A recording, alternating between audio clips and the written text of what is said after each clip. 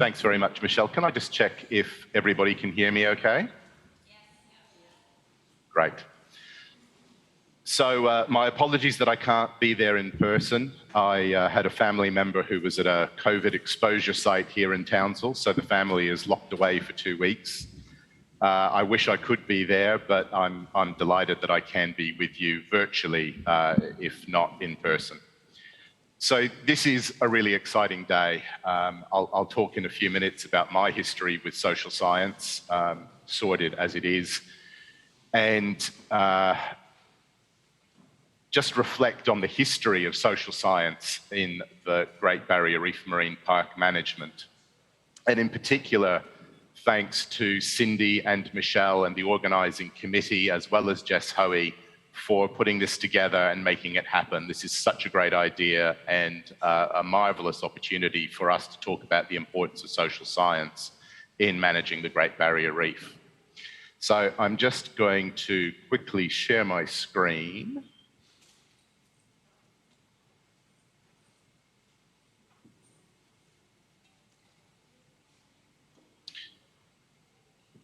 Okay, I would like to also acknowledge the traditional owners of the land and sea country where we are meeting, where I am and where the symposium is being held. That's the Wulguru, Kaba and Bindal peoples.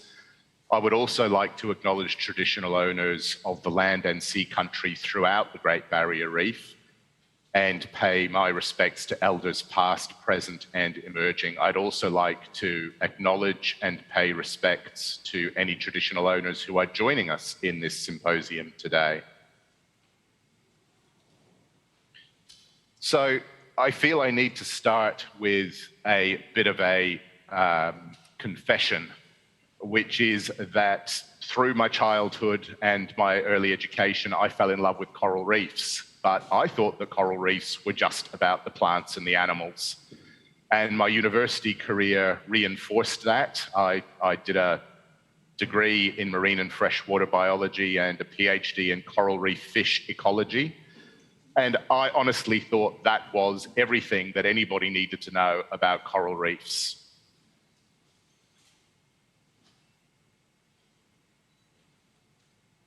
Once I actually started working in marine park management, I probably maintained the illusion that it was all about the fish and the turtles and the dugongs for a while.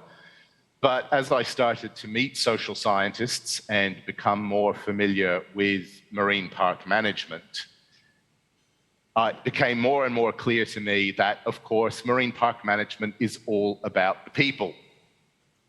Marine park management isn't really about the plants and the animals. Even today, though, it is difficult to convince people that the importance of social science in marine park management. And of course, it is the commercial fishermen, the recreational fishermen, the defense forces, the tourism industry, scientists, shipping, ports. These are the things that are actually the activities that we need to manage as marine park managers. And of course, you cannot manage what you cannot understand or what you don't understand, and hence the critical importance of social science. And it's not just modern uses. There is, of course, the issue of history, and the history of the Great Barrier Reef is a rather interesting one in terms of sustainability. We used to hunt dugong for meat and oil and leather. We used to hunt green turtles to can them at Heron Island and export them around the world as turtle soup.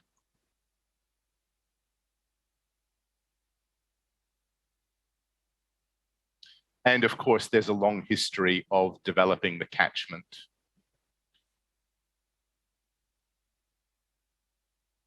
So Michelle mentioned the science and knowledge needs document that has just been released, and there is a copy on each table, which is great. I encourage you to have a look at that. And there is a long history of science on the Great Barrier Reef, of course, starting with traditional owners as the first scientists who have been working on the Great Barrier Reef for many millennia. and through the rise and fall of sea levels.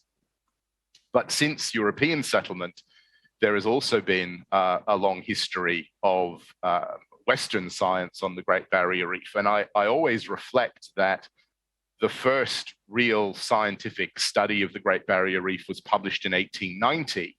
And in many ways, it was from a purely social and economic perspective, in the sense that it was looking at the products and potentialities, those are the words from the title, of the book.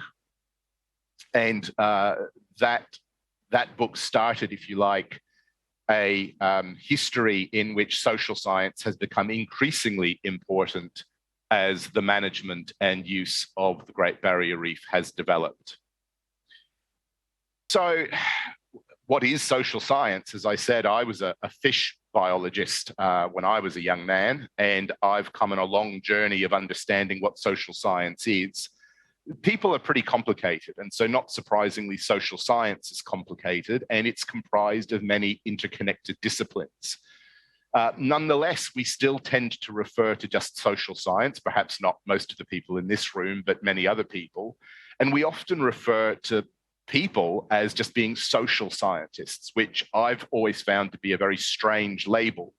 No one has ever introduced me and referred to me as a natural scientist, and yet we refer to people as social scientists all the time, when in fact there is an incredibly complex, interconnected set of disciplines that constitutes social science. And I think we'll get an amazing taste of many of those disciplines during today's sessions.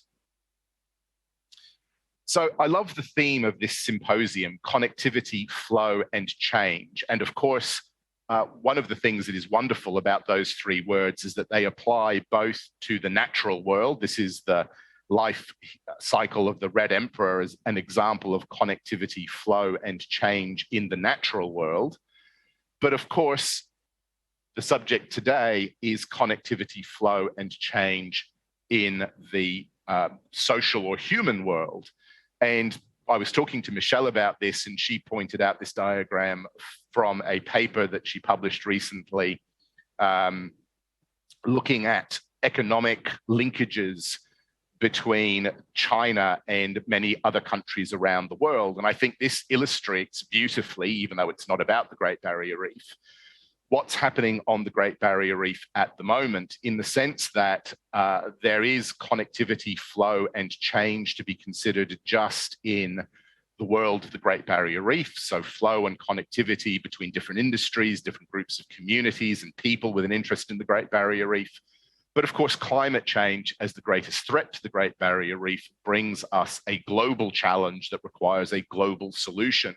And so global connectivity, flow, and change is now essential to the future of the Great Barrier Reef. And social science is the way for us to understand that and try and deliver a better future for the reef.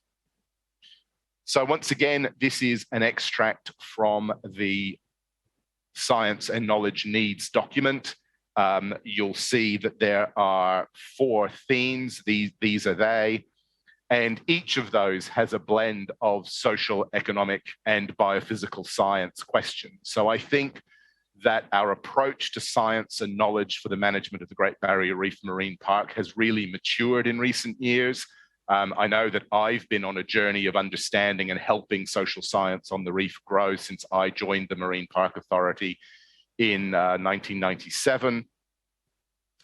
And these questions are really important. Another part of the Science and Needs document that I really want to draw your attention to is this issue of collaboration.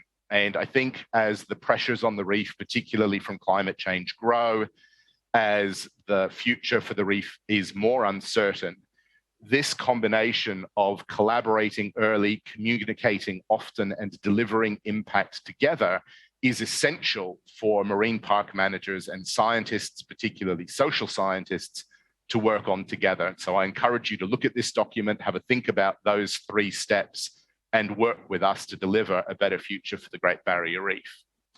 And so I just want to leave you with one final thought as we begin this great symposium that I am so delighted to be opening and welcoming you all to. And that is that the challenges that face the Great Barrier Reef are enormous, and we need partnership to deal with them. Partnerships between government, industry, community, and science. And I firmly believe that the social science community is an extremely important part of that partnership for delivering a better future for the Great Barrier Reef. So congratulations to everybody who has pulled this together. Many thanks for the opportunity to speak to you as an opening to this symposium, and I hope we all have a marvelous day.